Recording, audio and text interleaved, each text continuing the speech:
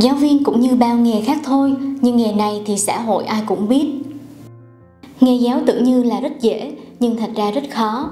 Nhiều người giỏi nhưng họ không đi dạy được vì họ thiếu kỹ năng sư phạm để truyền đạt kiến thức đến học sinh. Giáo viên trước đây được coi trọng hơn bây giờ rất nhiều, nhưng với mình đây vẫn là một nghề đặc biệt và nên được trân quý. Nghề giáo viên làm cha làm mẹ của rất nhiều đứa con, là công việc sẽ được người lớn yêu thích, còn con nít thì... Nghề giáo viên là một nghề mà phải có đủ kiên trì, chăm chỉ. Với mình, giáo viên có vai trò rất quan trọng tới sự phát triển của một con người. Ngày xưa đi học, mình kiểu rất ngưỡng mộ những thầy cô giáo. Cô làm gì cũng bắt chước làm theo, học theo cách cư xử của các thầy cô nữa. Bên cạnh gia đình thì thầy cô cũng rất quan trọng.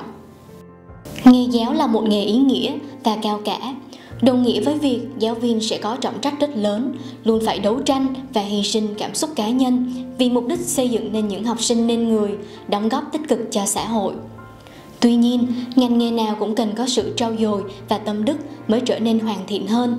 Vì vậy, giáo viên cũng cần có thêm đức tính này sẽ tạo dựng nên một ngành giáo dục sáng lạng hơn.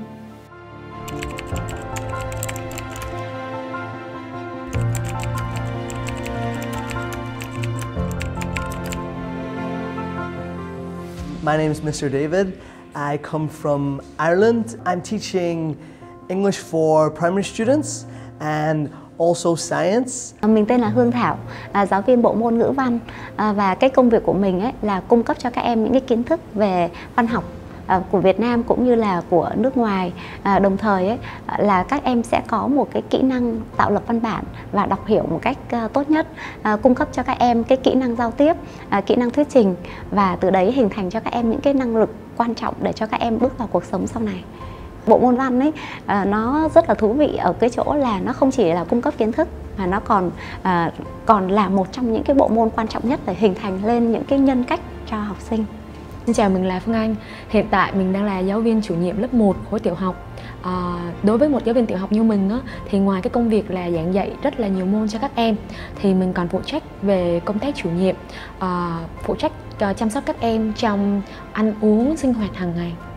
Tôi tên là Nguyễn Trí Dũng, hiện tại phụ trách dạy môn ngữ văn khối 7, 8 và 9 của trường UTS. Phần lớn chúng ta thấy môn ngữ văn thì chúng ta tiếp xúc những cái văn bản văn học. Tuy nhiên ở UTS chúng ta còn phấn đấu dạy thêm được cái con hướng đến cái giá trị của môn ngữ văn. Đó là ngoài cái việc mà mình phát triển về mặt ngôn ngữ và các câu viết được những bài tập làm văn nghị luận, những bài tập làm văn về giải thích chứng minh, thì bên cạnh đó các con hướng đến cái chân thiện mỹ. Và điều thì hướng tới các con có được những cái cảm xúc khi mà mình tiếp cận cái môn học ngữ văn. Nó một cách nhẹ nhàng và con có thể viết được những cái cảm nghĩ của mình một cách nó không phải là theo khuôn mẫu mà là theo sự sáng tạo của các con. My name is Miss Airy. I've been living in Vietnam for about 2 years now. I'm from the US and I teach primary English.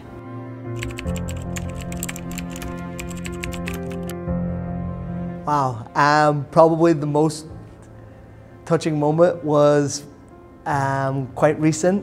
I've had some of my students from grade 2 and this year they're going to grade 6, so watching them grow every day for the last number of years and using the knowledge that I've taught them and maybe like some life lessons that I've taught them as well, and seeing them develop not only as students but as people has been quite touching, and knowing that I won't be their teacher anymore also makes me really sad, but it's also great to see them move on into grade 6 and know that they're going to be taught some new information by a new teacher. Khi mà học sinh của lớp mình chủ nhiệm, các con được điểm, tức là trong cái quá trình học thì các con được điểm tốt.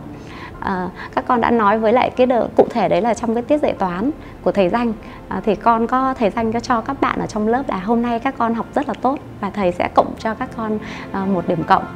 Và những cái bạn tốt hơn nữa thì thầy sẽ cho cái điểm 8, 9 gì đấy. Tuy nhiên ấy, các con thấy được rằng là trong cái quá trình làm việc của bản thân mình ấy, các con thấy cô vất vả quá và cô có nhiều cái mà tụi con làm cho thầy cô nhiều điều mà khiến cho cô không được hài lòng, không được vui quá. Cho nên con có nói với lại thầy giáo dạy môn toán rằng là con không cần điểm cộng của thầy, con chỉ mong rằng thầy sang phòng giáo viên và thầy gặp cô Thảo nói với con một câu rằng là hôm nay lớp học rất tốt. Thì đấy là một cái điều mà mình làm cho mình rất là xúc động, những cái tình cảm mà các con cũng biết quan tâm và yêu thương đối với lại giáo viên chủ nhiệm. Mỗi ngày mình đến lớp á, thì các bạn học sinh của lớp mình rất là dễ thương, chào mình bằng một cái ôm. Tại vì mình cũng không biết là việc các em cảm thấy như thế nào về mình, nhưng mà mình cảm nhận được cái tình cảm của các em khi mà cứ mỗi ngày đến lớp là con chào cô Phương Anh và chạy lại ôm mình. Xong rồi giấc ngủ trưa thì mình thường là ngủ cùng với các bạn luôn. Thì khi mà đi vào là các bạn đã giúp mình trải chăn ra này, xong rồi chúc cô ngủ ngon rồi lại ôm, rất là dễ thương. Mình cảm thấy giống như là con của mình vậy á. Cái trải nghiệm của Dũng ở UTS khi Dũng giảng dạy trong cái khối 7 thì Dũng thấy được là có một cái trường hợp học sinh trong lớp là mẹ mất rồi. Thì em rất nhạy cảm trong cái việc khi mà nhắc đến mẹ, bởi vì em đang sống với bác. Tuy nhiên khi mà yêu cầu các con viết thì em tiến lên và nói là cho con một cái đề khác khi nói về mẹ. Thì thật là mình mới sực nhớ ra, tại vì mình đang dạy chung hết như thế. Và Dũng cho một cái đề khác để em làm. Và sau đó là em nói là con cảm ơn thầy. Thì mình sực nhớ mình hãy tập trung là những cái hoàn cảnh đặc biệt ở trong lớp, để khi mà mình dạy mình luôn luôn là đừng có để con có thể chạm đến cái điều mà con cảm thấy bị mất mát. Thì đó là một trong những cái trải nghiệm mà Dũng thấy là mình phải cẩn thận hơn. This happened quite recently. We just had our last classes yesterday for this school year, and one of my students sent me a message saying that she wished I could teach her in grade 5, and she also said that I was her hero and she would never forget me, and that just kind of made all of the craziness of this year totally worth it.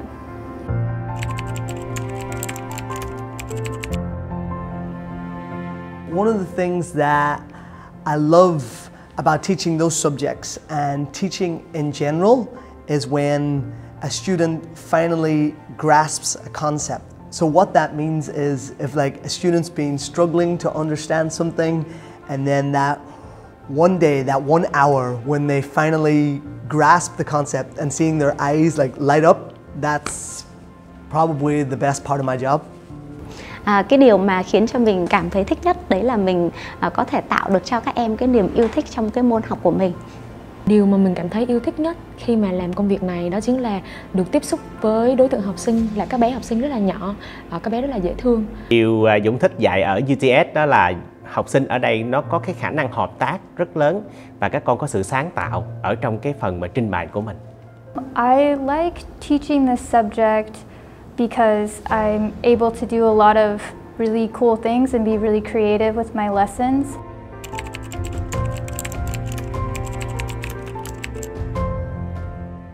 The most essential quality that any teacher should have is don't be afraid to fail. The reason I say that is like you will try many things in the classroom to help your students succeed, and of course, like in any aspect of life, sometimes it won't work. So what you need to do is first you fail, then you go back, you change it, and then you bring it back to the classroom. In a more, it's going to be much more developed and much more efficient than it was before. And it's going to benefit you as a teacher because you grow, and it will also benefit your students because they see you fail and they see you grow and they're going to copy that.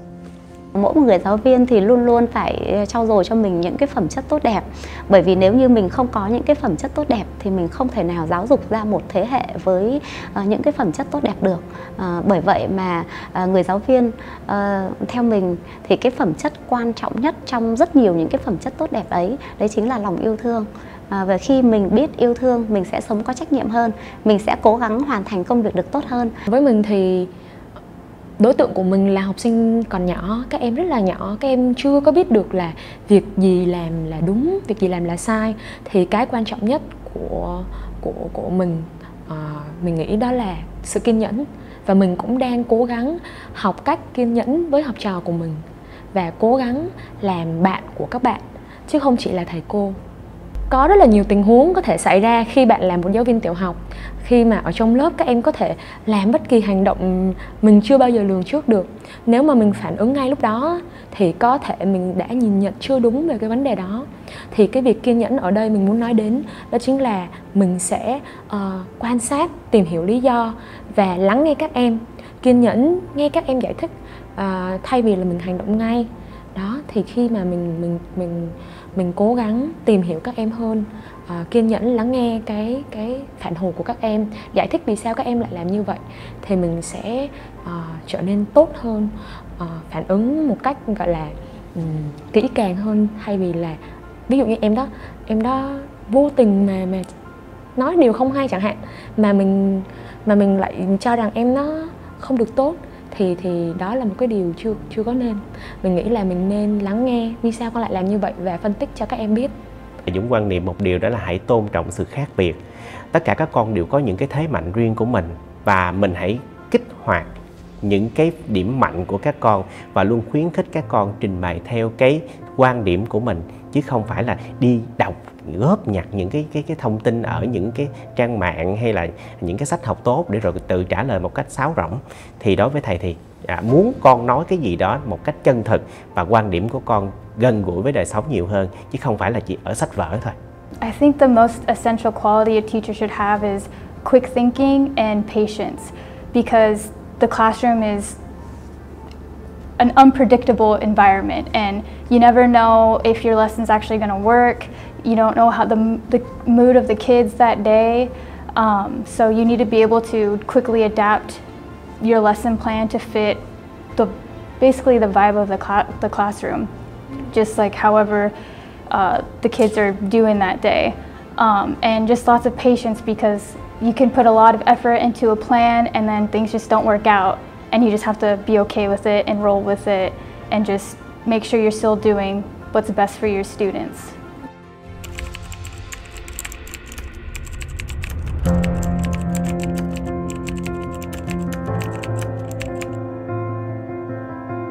Of course, like teaching is like any job, and that it never stands still. So what I mean by it never stands still is that we as teachers should never stand still. We should always be updating our methods. Whether that means by reading a book, by reading Teach Like a Champion and getting methods from that book and applying them to our classroom.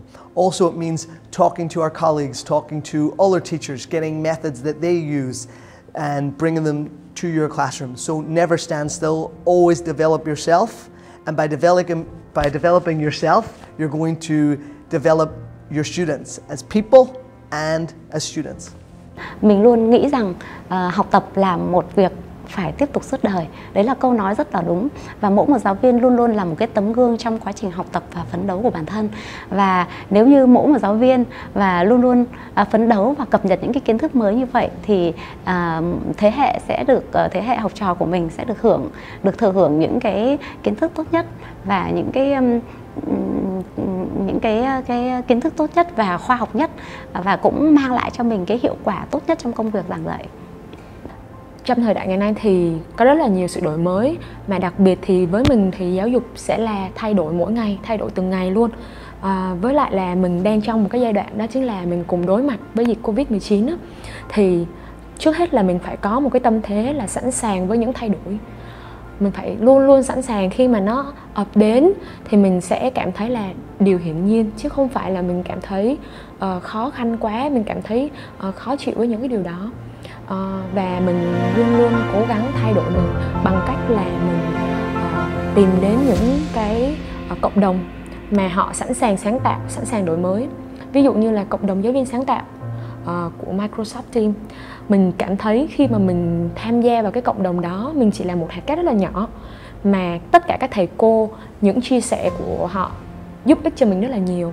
Ví dụ như là khi mà mình dạy online đó, thì có rất là nhiều cách để có thể giúp cho các em tạo hứng thú mà mình đã học được từ cái cộng đồng đó. Hiện tại thì Dũng được tiếp cận với công nghệ thông tin ở trường hỗ trợ với mình với những cái đào tạo của trường, và bên cạnh đó là một trong những cái điều mình phải tự nâng cấp bản thân mình, học những cái khóa học bên ngoài. để phù hợp và ứng dụng vào trong cái việc giảng dạy của mình. Và khi mà những cái phần nào mình giảng dạy học trò nó được tốt thì chúng ta sẽ chia sẻ với những cái giáo viên trong bộ môn của mình để mọi người có thể hoạt động nó đồng đều. Để bắt kịp thời đại thì Dũng cũng thấy những cái phần mà ứng dụng của văn học vào trong tất cả những cái phương tiện thông tin đại chúng, mạng xã hội, thì từ những cái bài hát nổi tiếng của những ca sĩ mà dựa vào những tác phẩm văn học thì Dũng cũng đưa vào trong cái chương trình giảng dạy của mình để học trò có thể tiếp nhận ở một góc độ khác. Thông qua phương tiện giải trí chúng ta cũng biết được những cái nội dung văn học được phản ánh như thế nào. Và bên cạnh đó thì chúng ta phương tiện những cái tác phẩm văn học được kịch hóa hoặc là làm chuyển thể thành phim thì Dũng cũng cho học trò tiếp cận, và nếu không có thời gian thì chúng cho giới thiệu để các con có thể tìm về nhà tự xem thêm.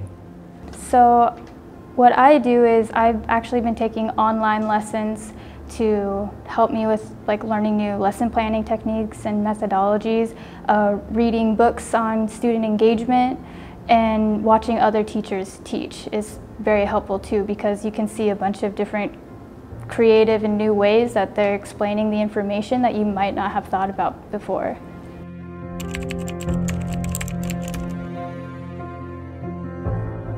Well, one of the things that I love about teaching at UTS is that no day is the same. And also I have a supportive team around me, both professionally and personally. So teaching's like any job. We're going to have good days and bad days.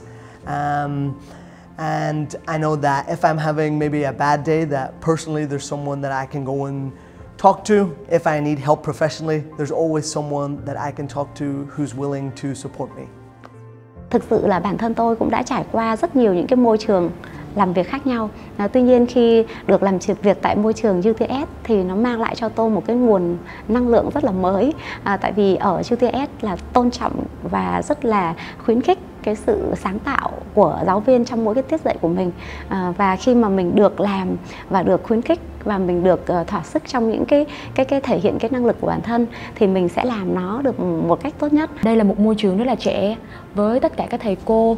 Mình nói trẻ ở đây không phải là về tuổi đời mà về suy nghĩ, về cái định hướng của tất cả các thầy cô tại UTS. Mình rất là thích một môi trường năng động như thế. Cái điều mà Dũng cảm thấy khi mà Dũng làm việc ở UTS thì Dũng thấy được là cái môi trường của đồng nghiệp ở đây có sự hỗ trợ và tương tác giống như những người trong gia đình đấy, làm cho Dũng cảm giác giống như là tất cả những anh em trong nhà và tất cả những cái khó khăn của mình đều được chia sẻ và mình có được cái giải pháp để giải quyết được một cách triệt để.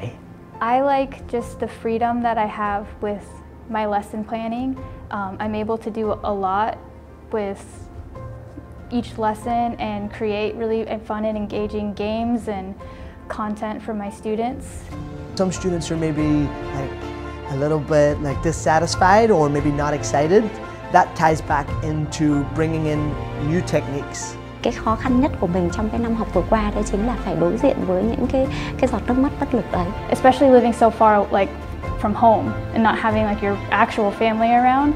It's nice to come to a place and have that same feeling and being able to depend on people here. Come and see for yourself how we grow talent with care. UTS, growing talent with care.